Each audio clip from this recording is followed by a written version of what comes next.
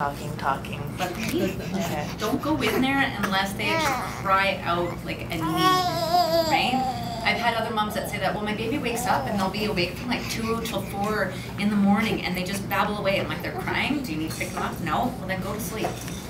Let them have their playtime by themselves. If they're fine, you know, I actually had to put like an earplug. I'd sleep on my left side and put an earplug on my right side so that all the little squeaks and noises and, you know, cooing and that kind of stuff wouldn't draw me to her. But as soon as she'd cry, you know, then you're wide awake. But you're not responding to all the little bits. I might try that because my husband's ones anyway, so earplugs were working.